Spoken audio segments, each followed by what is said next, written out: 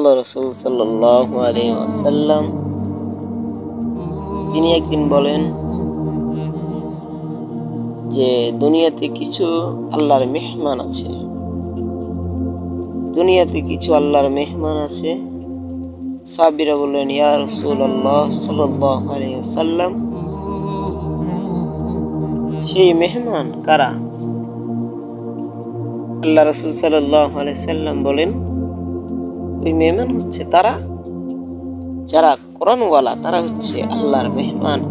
যারা কোরআন প্রতিষ্ঠা করতে চায় দুনিয়াতে, তারাই হচ্ছে আল্লাহর মেহমান।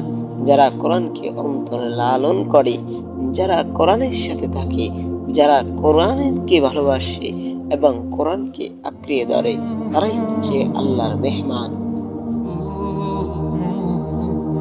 আল্লাহ সুবহানাহু ওয়া তাআলা তিনি দুই প্রকার মানুষকে মুমিন বলেছেন। এক প্রকার মুমিন হচ্ছে মুত্তাকিন মুমিন, আর এক প্রকার মুমিন হচ্ছে ফাসিক মুমিন। এখন আসুন, ফাসিক মুমিন কারা, মুত্তাকিন মুমিন কারা?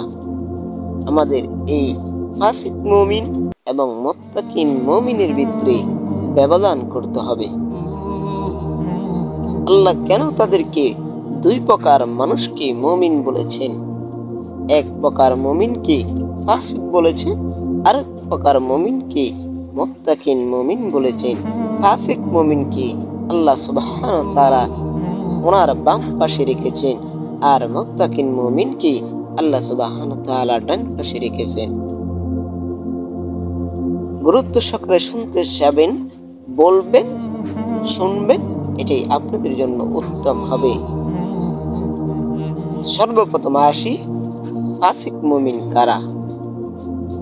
আল্লাহ সুবহানাহু ওয়া তাআলা ফাসিক মুমিন তাদেরকে বলেছেন যারা দুনিয়াতে যত অকারেন্স আছে, আল্লাহর বিরোধিতা আছে, সুদ কোন, গাঁজা কোন, বাবা কোন, জিনা কোন, সমস্ত গুনাহগুলো তারা করেন, আল্লাহ তাআলা তাদেরকে ফাসিক মুমিন বলেছেন।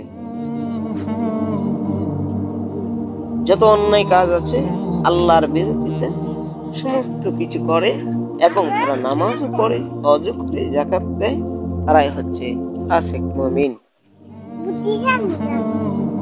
আর মুত্তাকিন মুমিন হচ্ছে তারা